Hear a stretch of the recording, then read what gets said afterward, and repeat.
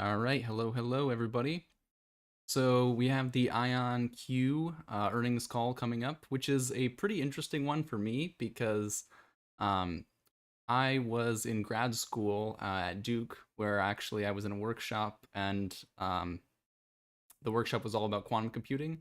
And Duke has a pretty big quantum computing group. There's a lot of people in physics, math, chemistry, electrical engineering, many departments who work on quantum computing and Jung Kim, amongst other people, came to that group regularly. So I knew that IonQ was a company at that time, and I knew that they were working on it, but didn't really follow it financially. So more recently, I came across it again now that I'm doing finance and investment full time, and was interested. So I thought I would do a little bit of a background on what in particular makes the technology of IonQ interesting before we get to the actual earnings call. So, first of all, if you're trying to invest in a quantum computing company, you should understand the basics of um, what quantum computing is good for, what types of problems it can solve, and what it can't, because there's definitely a lot of hype in the market. There's a lot of articles written by people who don't understand quantum computing. Um, and it's important to actually know what the scope of the technology is. So essentially, quantum computing is good for very specific types of problems. It is not a catch-all. It cannot speed up any you can't take just any algorithm and speed it up. You can't take any machine learning algorithm and speed it up. You can't take any artificial intelligence model and speed it up. Rather, quantum computing is very good for structured problems. It needs a lot of structure. So, for example, the most famous problem that a quantum computer can solve is factoring numbers. So, if you take the number 15, you can factor it into 3 times 5. So, 3 and 5 are the factors of 15. If you have a really, really big number, that has sort of two numbers, 3 and 5, but instead of 3 and 5, you have two really enormous numbers that are both prime, so they can't individually be broken down into any of the other numbers. And you multiply them together, it's really hard for someone else to undo that, to find those two factors without you telling them what they are. So that problem is classically difficult to do. When I say classically, I mean it's difficult to do that on a normal computer. However, quantum computers, it turns out, theoretically, can do this substantially faster. Now, it hasn't really been practical to do this with any real quantum computers yet, at least not not with very big numbers. And the reason for that is that essentially quantum computing as a technology is sort of quantum computing now is basically where classical computing was in the 1950s. So at that time, many of the sort of fundamental developments had been made for computer hardware, but it was big, components were big, so they hadn't scaled down yet, which allowed a lot more components to be put onto single computers. Similarly, we see that with quantum computing now, right? Where we have quantum computing components, but it's very difficult to scale them down, and we haven't done a huge job of that yet. So you'll hear people talk about quantum computers in terms of number of qubits, and those numbers are tens or hundreds or maybe 1,000 qubits, right? Like that's the order of magnitude.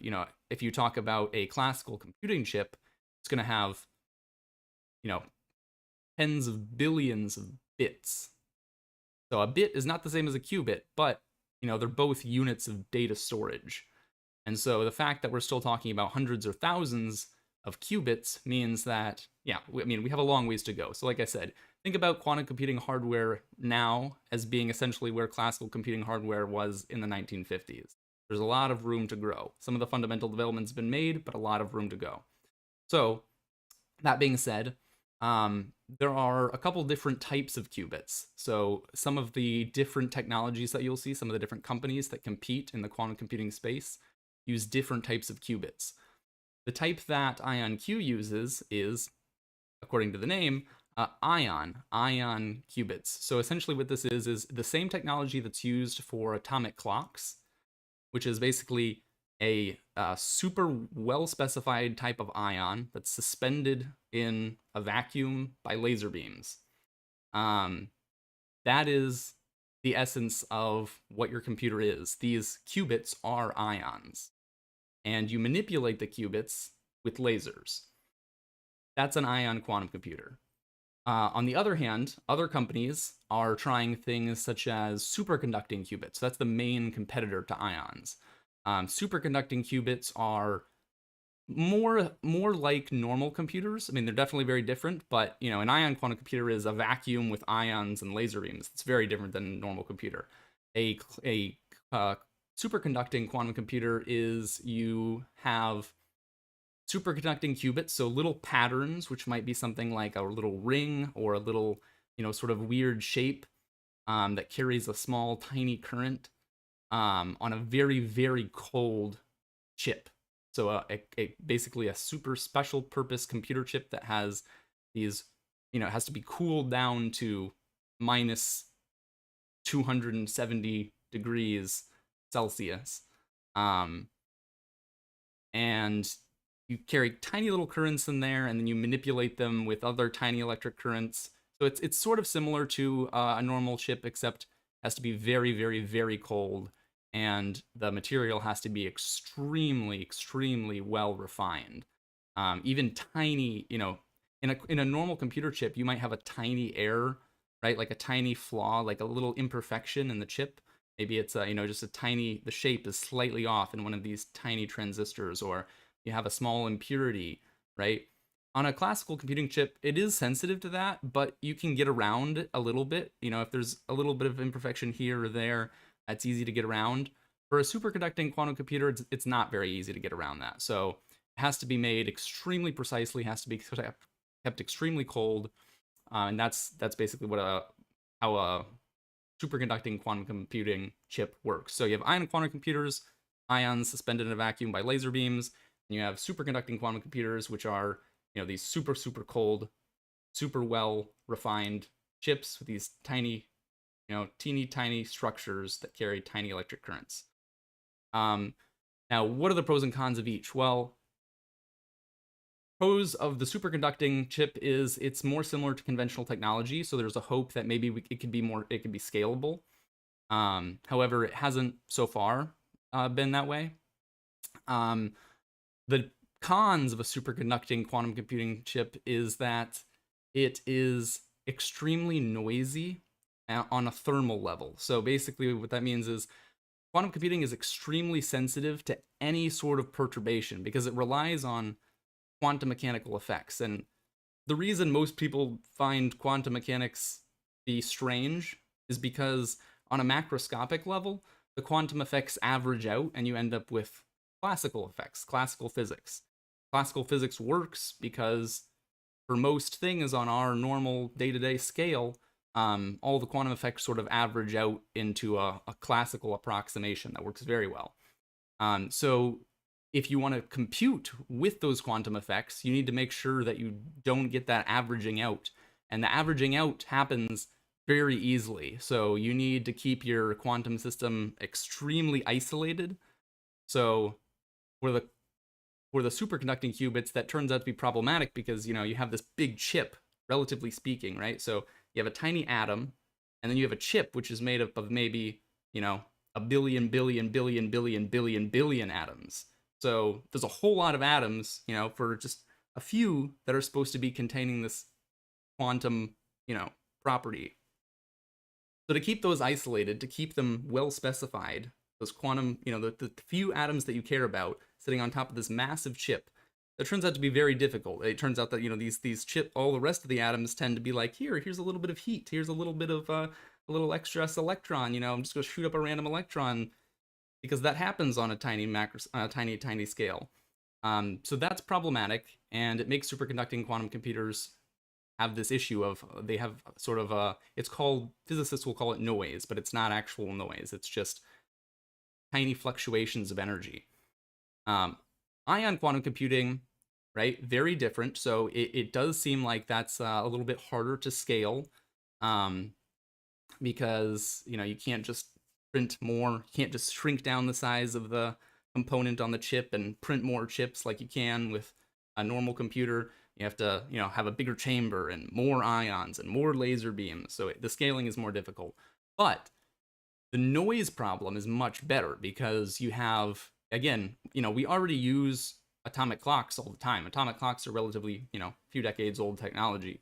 And atomic clocks are very precise and they work with the same ions suspended in the same vacuums. And, our society relies on that for time. So you take that now, you add in more laser beams, and it makes you can now manipulate things in a quantum fashion. You can do quantum calculations, but without so much noise. So that's the appeal of an ion quantum computer and why IonQ is an interesting company, because they are sort of the leaders in ion quantum computing. Another thing to note is, so I talked about noise. Another thing that differentiates sort of superconducting quantum computers from ion quantum computers is something called connectivity. So basically, if I want to do some operation, right, in a classical computer, let's say, there's a tiny little register, like basically a data store here in my classical computer that has the number 3, and I have a little, another register here that has the number 5. And I want to run a calculation that says multiply 3 times 5. Well, how easy is it to do? Can I do that directly? Is there a way, to directly look at, this 3 and this 5 and route them to some output? Or do I have to like move this 5 over here, move this 3 over here, then I can run the calculation, then I can take the result and put it over here, right? So are the computational elements basically directly able to act on all of the data elements or not? If they can, then that's called fully connected. So if any two data elements can be computed together to get a result, then it's a fully connected system. That doesn't happen at all in normal computers. But in a quantum computer, in a superconducting quantum computer, you can't do that. So it's typically only partially connected. You're going to have to do the shuffling around of data bits, of qubits, to compute on them. On an ion quantum computer, because they're just a bunch of ions sitting around and you're shooting laser beams at them, you do have full connectivity. So practically, you still have to move around, potentially your laser beams or add a lot more laser beams, but you can do it. And it can be worthwhile in a quantum computer because you get sort of a benefit called quantum entanglement, which is why that can be worthwhile to make a fully connected system or more fully connected system than in a classical computer, where it's just not worth it to do that because you'd waste too much space. So that's a lot of the basics. So again, superconducting versus ion, two main differences: noise and connectivity, and scalability. So those are sort of, I guess, three differentiating factors. Types of problems that quantum computers are good at, right? Very specific, well-structured types of problems. So number theory problems, so encryption problems, because a lot of encryption and cryptography is based on number theory. So it's very good at computing things with numbers, very good at multiplying, dividing, doing sort of more abstract math. It's kind of funny, that really is what it's good at. If you were to take it and say, here's an artificial neural network, and I want to just put this artificial neural network into the quantum computer and speed it up, well, you're probably not really going to benefit that much because the neural network is too arbitrary. It doesn't have enough structure to actually benefit much from, the quantum computer. Now, if you structure the neural network, if it's a very specifically structured neural network, then it might be able to work. But usually neural networks are not that structured because there's a learning element, right? You have a neural network and it's learning, which means it's updating the program as it goes. It's updating a lot of the data. You also have large inputs to these programs, so that's another thing. If you want a very quick way to visualize like what a quantum computer is good at, a quantum computer is good at a sort of problem where there's a very small input. So you can't have a big data. No, it's not good for big data. You need to be able to specify a very small amount of input. Then you want that to turn into a huge explosion, like an enormous calculation. And then you only want a small measurement as an output. That's what you want. So you want to be able to specify your problem very succinctly. To calculate the problem, it should be really, really hard, and there should be tons of like intermediate steps. And then as the output, you just want, a number or a couple numbers. If that's your problem, then there's a good chance that a quantum computer might be good at it. But if it's not, then probably not. All right, I'm going to check. We should be coming up now on the earnings call start, so give me just a moment.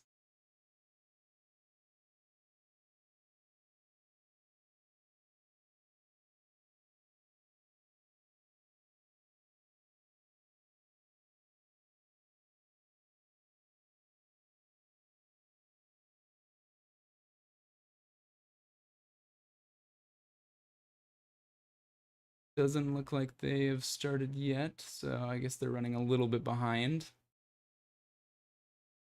Let me just make sure.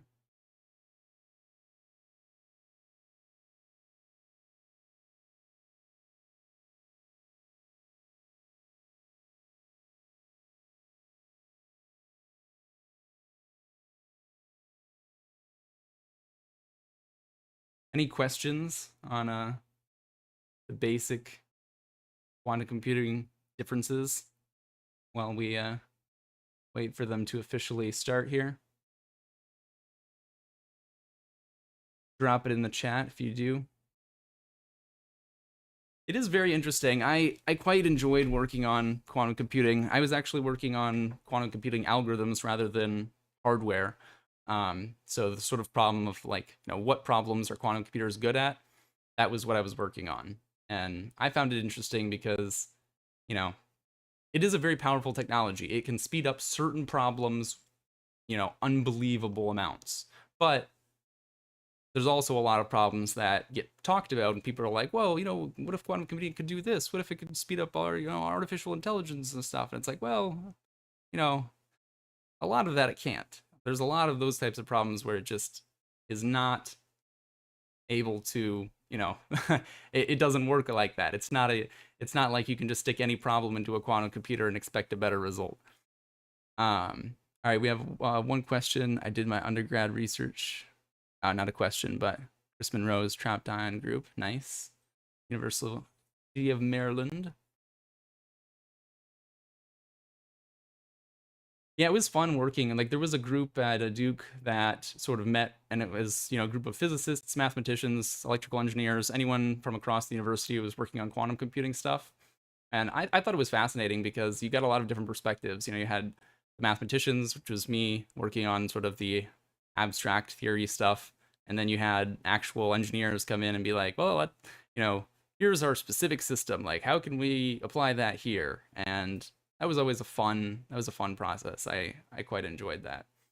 Then there's, the whole area of like quantum computing, like noise remediation. So how do you actually deal with the noise? And you can try to do that by building better systems, which are less noisy, such as ion quantum computers versus superconducting quantum computers. But you also usually need some sort of like error correction. So there's a whole sort of very mathy, abstract algebra of how you actually do that, and it's quite interesting. All right, let's yeah, still getting no audio from their stream here.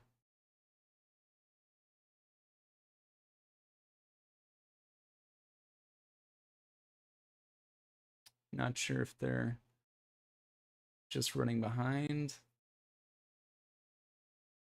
They're having problems with streaming.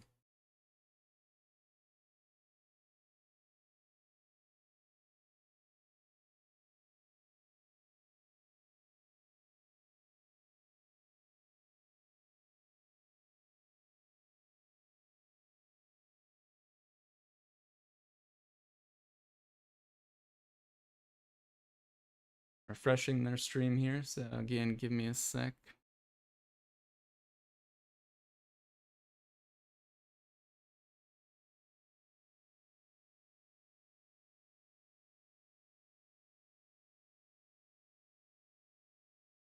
Strange.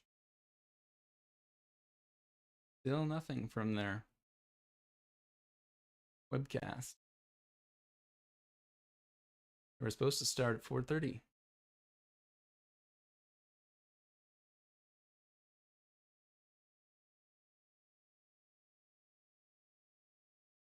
Django Geek. What did you work on in the Ion group? Were you doing error correction, hardware, software?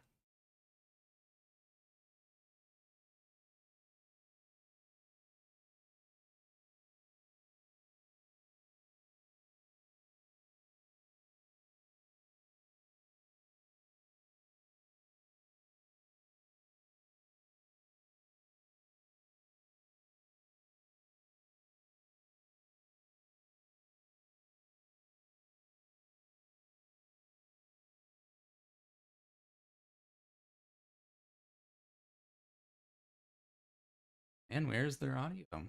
Where are they? No audio, nothing actually.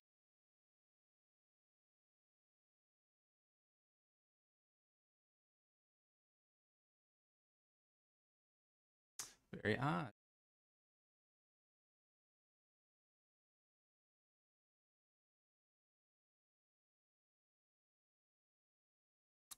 Go Geek says I came in at the beginning of their IonQ sim lab. Were you doing simulations?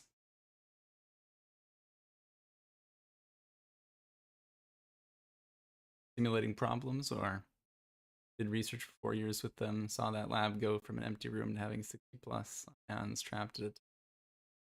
Yeah, it's pretty fun, like seeing the pace of development. That was also one of the things that attracted me to working in quantum computing, because it's such a rapidly, it's so early stage that there's really a lot of opportunity to get in and see things change and be a part of those changes.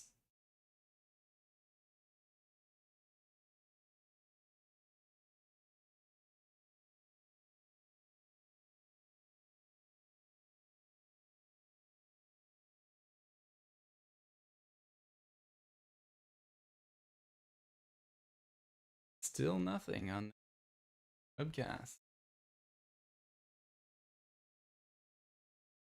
Come on, Jing.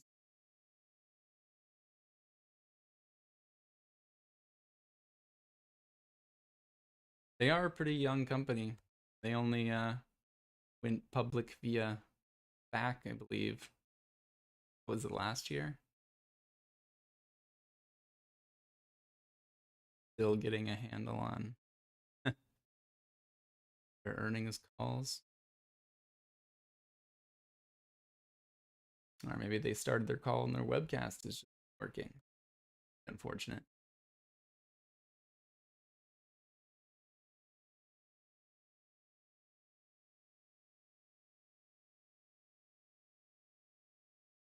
Keep refreshing their stream, but still nothing. Django Geek says, I built some laser paths, a bunch of different RF circuits. I hooked up the cooling system. Basically anything that was mechanical, electrical, or optical, I got to touch. Nice. So you were more on the engineering side. Electrical engineer, I'm guessing? I have a lot of respect for electrical engineers. They were some of the most versatile people, you know, in the quantum computing group at Duke.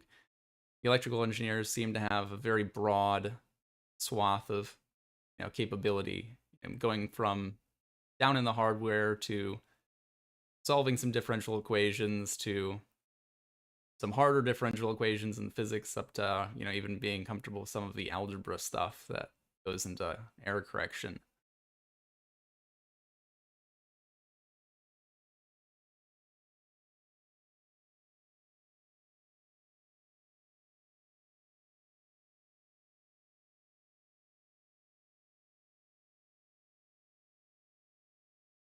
Guess while we continue to give it a little bit more time here, see if this stream starts. I'll point out another thing that's worthwhile considering if you're investing or considering investing in a quantum computing company. It's the difference between quantum annealing and a universal gate quantum computer. So there was if you've heard of D-Wave, or if you've seen, like maybe 5 years ago, there were, I would say starting-ish 5 years ago, probably, maybe it was a bit older. But there was some popular science articles that kept coming up about a company called D-Wave and saying, oh, quantum computers can do this, etc. D-Wave makes quantum annealers, which are not really quantum computers. I mean, they are, at least, it's unknown exactly the extent to what a quantum annealer can do, but it's thought that they probably can't do as much as a full quantum computer. And by full quantum computer, I mean a universal gate quantum computer. So universal gate quantum computer can essentially run any quantum calculation on your qubits. A quantum annealer cannot do that. And a quantum annealer might be useful for some sorts of optimization problems, but it's also very difficult to measure the quality of the calculation. So you don't, right? We talked about noise a little bit earlier. Noise affects superconducting quantum computers more than ion quantum computers. It affects quantum annealers, which are they're like superconducting quantum computers, but they're less precise. So they have even bigger noise problems. And it's really hard to measure how much noise actually affected your calculation. So you can have this, you can run the simulation. You're like, oh, we got this output, and our quantum calculation worked, but you really have no way to know how many errors went into that calculation, which is very, it's a very bothersome thing if you're trying to actually use this for a real output. So yeah, quantum annealing, you know, not comparable really to universal gate quantum computers. So if you see a claim like, D-Wave, like, oh, we have 2,000 qubits, right? It's not the same thing. 2,000 qubits for a quantum annealer is not the same thing as 2,000 qubits for a universal quantum computer. A universal quantum computer with 2,000 qubits would be vastly more powerful than a quantum annealer with 2,000 qubits. All right, refreshing their stream again here.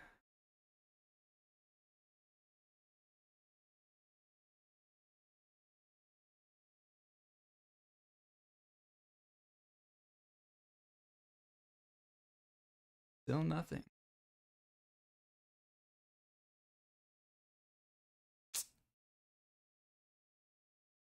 I don't know what's going on with them. They are running pretty late now.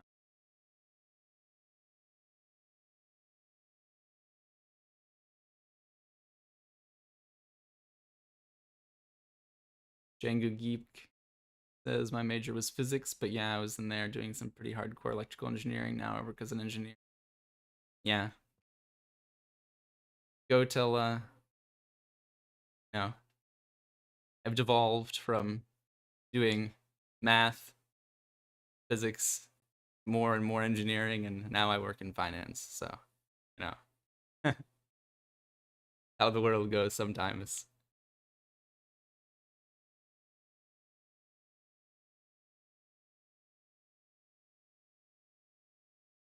But where are their earnings?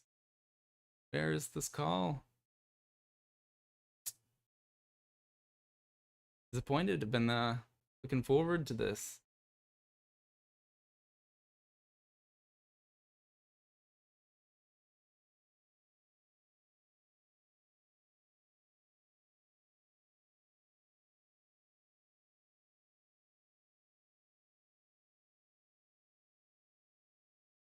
I'm gonna check another. Give me a sec. I'm gonna see if I can figure out if it's their webcast that's not working or if they're actually just behind on streaming.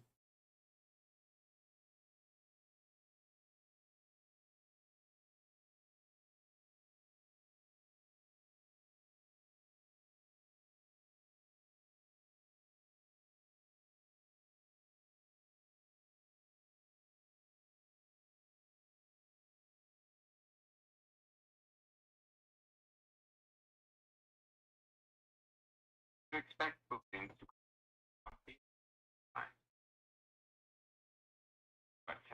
entities of potential system sales outright, Okay, there we which go. would further add to this trend if and when these sales should happen. Moving down the income statement, our total operating costs and expenses for the fourth quarter were at $12.5 million, up 153% from the $4.9 million in the comparable prior year period. For the full year 2021, this totaled $40.8 million, up 159% from $15.7 million in 2020.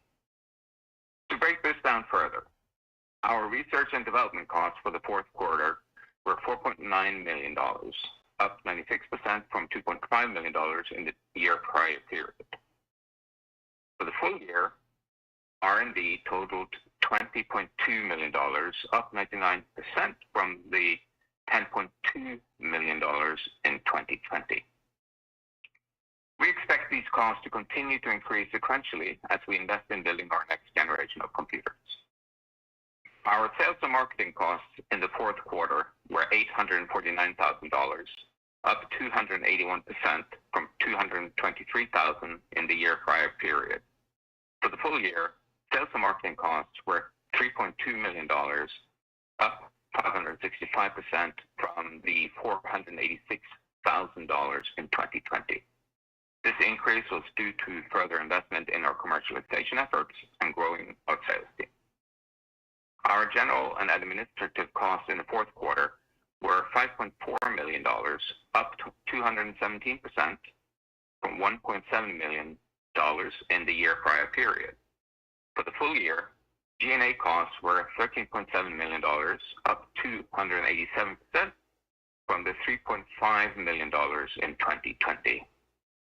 This increase is largely attributable to a growing headcount and overhead associated with scaling, as well as incremental costs and fees associated with being a public company. We expect G&A costs as a whole to continue to increase sequentially as we hire more world-class talent to scale the business accordingly. In our full year results, you may also note the $4.3 million non-operating costs on our P&L, which is the portion of the transaction costs allocated to the liability classified warrants from the original DMY3 IPO. This is a one-time non-cash expense and will not be a recurring charge. We saw a net loss of $74.1 million in the fourth quarter compared to $4.9 million in the prior year period. For the full year, net loss was $106.2 million compared to a loss of $15.4 million in 2020. Included in the net losses for the fourth quarter and the year were non-cash charges related to the fair value of our warrant liabilities of $63.3 million. All of this resulted in an adjusted EBITDA loss for the fourth quarter of $7.9 million compared to a $4 million loss in the prior year period. For the full year, our adjusted EBITDA loss was $28.3 million compared to a $12.8 million loss in 2020. Turning now to our balance sheet, cash equivalents and investments as of December 31st, 2021 were $603 million. Going forward, we expect our cash on hand to be sufficient to fund operations for the foreseeable future without the need to raise additional capital. Recall that our transaction in DMY3 closed on September 30th last year and provided us with net proceeds of $573 million. We continue to believe we are well capitalized and well positioned to benefit from increased interest in quantum computing in both the public and private sectors. I also want to mention a new development on the physical infrastructure side. We will be opening a new facility in Seattle, which we believe will be important for both talent acquisition and scaling our production engineering function. The Pacific Northwest has long been a hotbed of technology development, and quantum computing has been no exception. As we build new and lasting ties in the area with PNNL, the Northwest Quantum Network, and other partners in the greater Seattle area, we believe this will greatly benefit the company. We are looking forward to spending more time building relationships and quantum computers in and around the Puget Sound. Now turning to our first quarter and full year 2022 outlook. This year, we anticipate full year 2022 bookings of between $20 and $24 million, with between $3 and $4 million for the first quarter. As a result of bookings in previous periods and new 2022 activity, we expect revenue for the full year to be between $10.2 and $10.7 million, with between $1.8 and $2 million for the first quarter. We also anticipate an adjusted EBITDA loss of $55 million for the full year 2022 at the midpoint of our revenue guidance. Note that since we sell large contracts with terms stretching several years, and with implementation typically lagging contract signing by a few months, we expect bookings to significantly exceed revenue recognition. Until our business begins to scale in a meaningful way, it is possible that the timing of large deals may have an outsized impact on our revenue and bookings quarter to quarter. This means that we may not always see linear bookings growth, whereas recognized revenue will tend to follow a more traditional pattern, barring any system sales. Investors and analysts should also be aware that even if we see a spike in bookings in a period, the impact on recognized revenue may not be significant for several quarters. Our fourth quarter and full year results were encouraging, and we are seeing strong momentum both in external demand and internal technical advances. The world has been through a lot in the past few years, when we have all learned the meaning of terms like pandemic and supply chain. Inflation concerns and the unrest in Europe are unlikely to improve worldwide stability. 2022 brings with it its own set of challenges, but it's too early to identify the impact to the business environment. We feel comfortable saying we have no direct supply chain exposure to Russia, though we could still see adverse effects from the general slowdown around the globe. That said, it is not clear that the current turmoil will produce headwinds that will outpace the demand from both corporations and governments as they seek solutions to previously unsolvable questions. In the absence of further unforeseen events, we believe we are well positioned to continue executing our plan and look forward to updating the entire investment community on our progress. Finally, it is my pleasure to welcome the newest member of our IonQ team, Lori Babinski. Lori joins us as our general counsel with deep legal experience from Intuit's Credit Karma. Lori brings a wealth of IP experience in the technology sector and will be a wonderful addition to the team. We look forward to working with Lori and welcome her contributions to IonQ and the quantum computing space as a whole. And with that, operator, I would like to open the line for questions. Thank you. At this time, we will be conducting a question and answer session.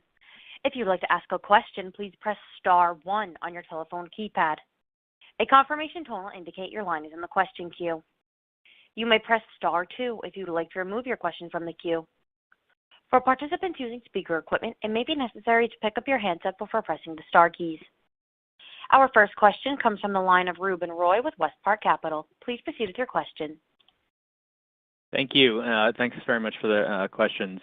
Hi, Peter. Congrats on the continued progress and a great finish to fiscal 21. I guess the first question I had is just around the commentary around system sales and being approached by entities around system sales. I think in the past when we've spoken about revenue rec over the next several years, system sales was a little bit further down the list in terms of how you're looking at your overall hardware. You have hardware in the cloud, you've got engineering services, etc. Has anything changed with your view on how hardware system sales will progress? Are they potentially going to progress more quickly because of the barium qubits that you guys are working on, or anything changed in the way you're thinking about RevRec over the next 3 to 5 years? Thank you. Well, there's a couple of pieces. One is we do recognize to get to scale that you have to be able to manufacture multiple quantum computers. And in addition that you want those quantum computers to be standardized and easily manufacturable, which means you need to be able to support them and all the rest. So what I would say is we're ahead of schedule in terms of the technology plan. And so we're starting now to work on that particular problem. So you'll start to see, we've already said to the market that we are going to work on photonic interconnect to start to connect these things together. And that's a way to get to much larger quantum computers. What is new is that we have seen a great deal of interest from several customers where they have expressed interest in getting, a full system. And so that is new from what we had said before. Great. Congrats on that. And the other... I'm sorry, go ahead. And I'll just add a little bit, just given, the impact potentially on these, it obviously would drive kind of maybe a single sale would make a quarter be pretty lumpy. And so you should expect a certain amount of lumpiness going forward as we see these. Sure. As a quick follow-up then, my question for Thomas, just around the improvement in bookings. Is that fairly broad-based, Thomas? Is it, or is it more concentrated either from government or some commercial partners that are, coming forth? Any additional detail around the bookings progress would be helpful. Thanks. Absolutely. And you're right to ask about the rev rec. It's obviously different for system sales versus more system as a service sale. However, we thought it would be prudent of us to just raise that. It's not a flag. It's more of like it's a good thing, but we want to raise it before it happens so that we're not all surprised. When we look at the lift in our bookings, we are seeing a continued interest from both corporate, academic, and government institutions. At current, we won't be breaking out individual sales, but we are very encouraged to see both how varied the interest is in quantum, as well as how many jobs that are submitted every day from people we don't even know who are because they're coming in through AWS and Azure and Google Cloud. Sure. Okay. Thank you very much, guys. Congrats again. Thank you, Ruben. Thank you. Our next question comes from the line of Scott Fessler with Morgan Stanley. Please proceed with your question. Hi, guys. Congratulations on the great quarter. Following up on the system sales question, what impact should we expect that has on the operating model, particularly around margins? So we are not foreseeing any immediate change to the operating model. But what you will see is that once we implement the system sale, you would see a bump both in bookings, revenue, and margins because you're able to take down all of the benefit of the revenue to the current, whereas we will not stretch out all the expenses. So it will be a bump to the margin, but it wouldn't be an immediate, it wouldn't be outside of the model because we still would recognize all the same costs. It would just happen in one period instead of several. Got it. And then if I could get a follow-up in as well, could you just share some early customer feedback you had from the Aria launch? Generally, the customer feedback is really very, very positive. People are impressed with what this new hardware can do, and are excited to see kind of being able to take their applications to the next level. So, so far, the customer feedback has been tremendous. Excellent. Thanks, guys.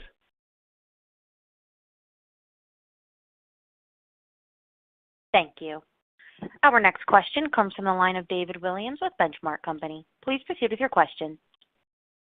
Hey, good afternoon. Thanks for the time. Let me ask a question. Clearly making some very nice headway here, some good progress. But I wanted to ask, as you kind of think about the landscape and understanding of the technology and applications, how do you envision the competitive dynamics developing over time? It seems the size of the opportunity would provide room for, multiple technologies to coexist without restrictions to growth. And just kind of curious how you think about the competitive landscape and maybe your business, just kind of given the strength of your systems. You might hear from some competitors where they think that there'll be kind of certain niches that they'll be able to kind of be the leader in. It's interesting depending on the qubit technology, when you have to design the chip at, before manufacture time, that's where you sit down and make a business decision because of this early stage of their processors that maybe a particular chip might be designed in a way that might help a particular application. And obviously, one manufacturer can't go and do all chips for all applications. That leads to that segmentation. Interestingly enough, at IonQ, we do the design of the chip, if you will, at runtime. And so we can do, at runtime, we can basically design, if you will, the chip, the perfect chip for your application. So we kind of see our device as unique in that sense, in that it can be morphed on the fly for any application, which makes it more, a better machine than, say, some of the competitors. At some point we'll have so many qubits that you can throw away qubits and, do a least common denominator approach to quantum, but that's not in the near term.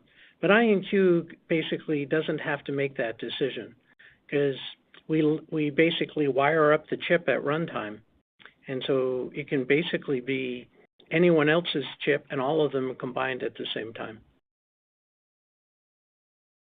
Thanks so much for the color.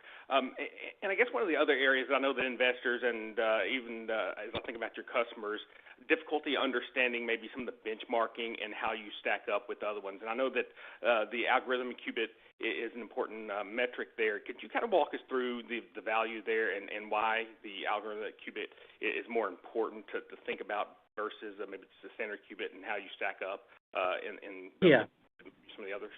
So first thing is the benchmarks themselves. These were selected by the QEDC, which is an industry consortium made up of all the quantum companies. So first thing to know is it wasn't, if you will, an IonQ choice of algorithms, although we obviously had an input to the selection with many other companies. We think it's important because these benchmarks represent the same kinds of programs that we think customers are going to want to run. And so in that sense, the benchmark is closer to being representative to what a customer will run. Other things are much more esoteric, and they might be looking at kind of one particular component and not all of them combined into one thing. So this is very similar, if you will, to the classical world. There's a number of classical benchmarks which everyone uses in HPC or even laptops, which are all application-oriented benchmarks. So, and we think, it's important that an independent organization, like QEDC or maybe IEEE should be the one who's deciding what the benchmarks are. And an improvement from what's happening today would be to have an independent third party to actually run them. And so instead of the individual companies running them, we'd be in favor of all of that because we think we will easily continue to lead. Very helpful. Thanks so much. Thank you. Our next question comes from the line of Richard Shannon with Craig-Hallum. Please proceed with your question. Well, hi guys. Thanks for taking my questions. Maybe one for Thomas here, more of a tactical question on your guidance here, both on revenues and bookings.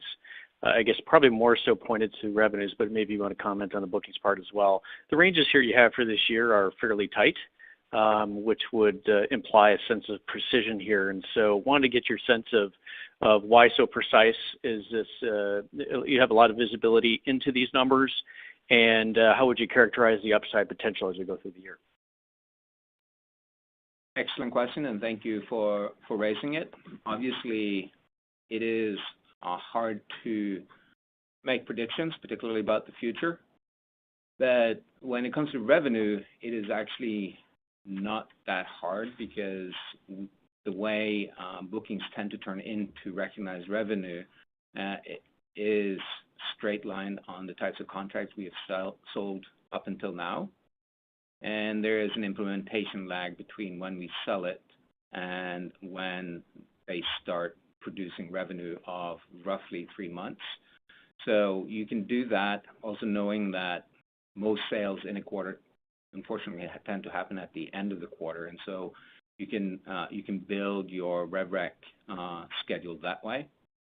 When it comes to bookings, we have taken the approach that we know what's in our funnel. We know how we score that funnel. Could we outperform? Yes. However, obviously every company can also underperform. We think it will be hard to see us come in at less than 20, so we're looking at this as a minimum 20 bet. And what we could have bluebirds, which is why we brought it up. However, we don't think that they would happen as quickly, but they could. And that's why we're actually raising that, so that we will not be surprised. We would all like to have that surprise when it happens, though. Okay, that's very helpful, Thomas. Thanks for that.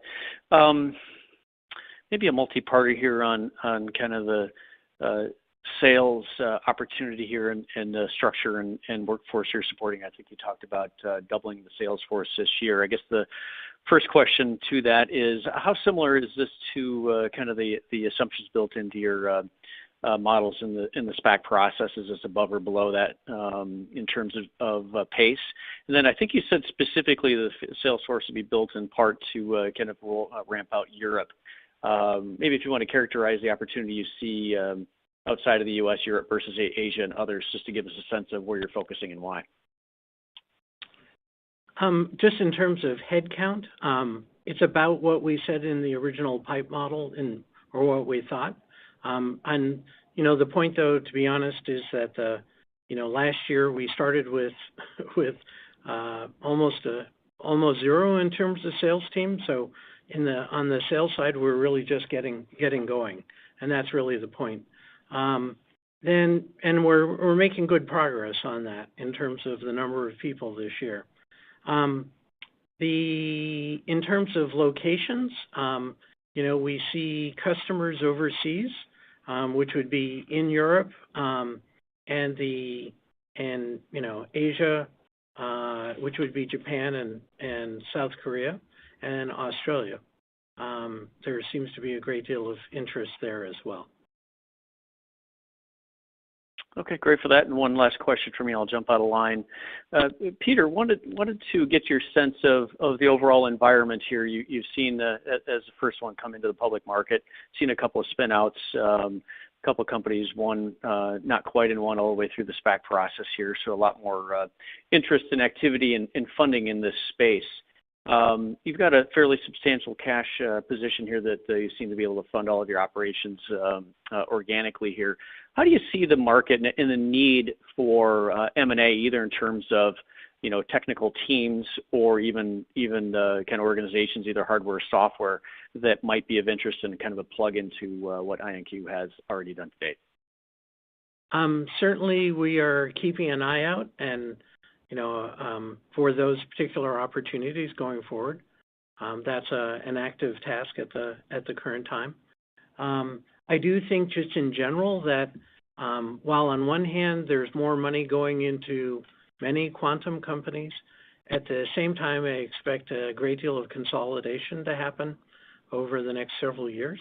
I think you'll see some players who will decide that their technical approach to their hardware is too far behind and will throw in the towel. And I expect, too, that we'll see new players who have interest in quantum that haven't expressed it today, because I think a lot of tech companies are just starting to realize that they need to be a player in quantum.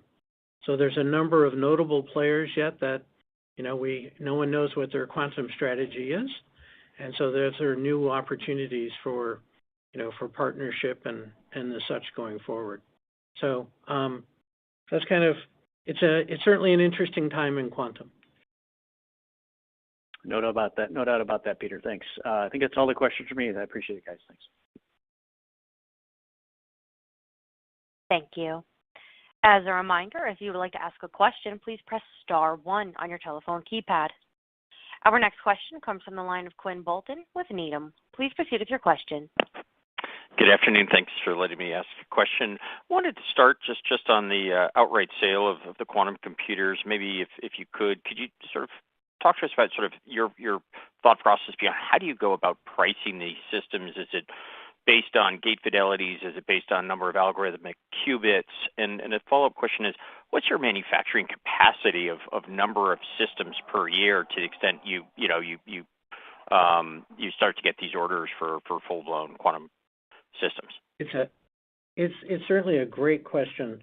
So maybe just point out the first thing, which is obvious, that you can't use the same sort of model for classical as you can for quantum in terms of price performance, because as you saw it just here, these new machines are 1,000 times more powerful than last year's model, so they can't be 1,000 times more expensive.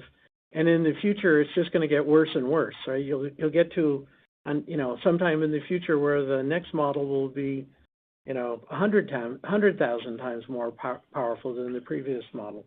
So you clearly need a more aggressive price performance, mix-up than what you get today. Today, we expect in the classical world, kind of every year or 18 months using Moore's law, to double the performance and be able to buy the same laptop, if you will, for the same price in that same period. Or in other ways, it's half the cost. So that leads to an observation, which is price per qubit needs to be going down in every generation. And so as much as we're focused on the technology to improve the quantum computers themselves, we're also likewise focused on the manufacturing cost going forward and shrinking the costs in every generation, which generally means probably for everyone but us included, including us, which is they have to get smaller. Because every time, if every generation gets smaller, generally the things get cheaper. So we're just standing up a manufacturing group this year whose sole purpose it is to work on that particular problem set. We will not deliver, I don't believe, first computers off that line until early 2023. Got it. Understood. Yep.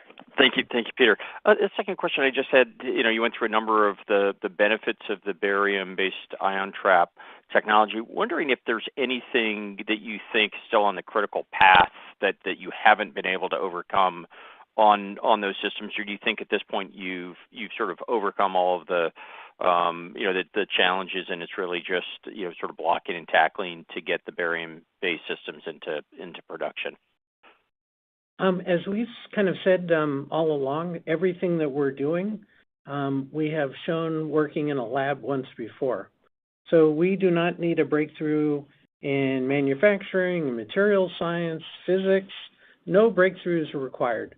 We're largely an engineering organization where we're taking what the two co-founders have done at their university laboratories and productizing it. So the short answer is, I don't think there's anything, there's nothing that's standing in our way. There's no magic that we have to figure out going forward to getting to a much larger quantum computer. Thank you. And then just quickly for Thomas, you gave an adjusted EBITDA forecast of $55 million loss in 2022. Can you give us any sense on what the CapEx may be, or what a good estimate for cash burn over the year would be? Yeah, just 1 second while we pull that up. So obviously, since we are manufacturing hardware, there is CapEx involved that will sometimes outpace our OpEx. However, we do think that that's going to level out at, I'd say 3 to 4 years from now. I would expect that our CapEx this year should be around $23 million, more or less. Okay, perfect. Thank you very much. Thank you. Ladies and gentlemen, we have reached the end of the question and answer session. I will now turn the call over to management for closing remarks. Well, thanks everyone for joining today. I'll just actually make a comment too that I'd like to thank all the staff members at IonQ who've worked long hours to make these results possible. So thank you so much. And we are, extremely excited by the results from last year and the continued growth we expect this year. So we expect last year was an exciting year, and we expect this year to continue that pace. So thanks again for joining. This concludes today's conference, and you may disconnect your lines at this time. Thank you for your participation, and have a wonderful day.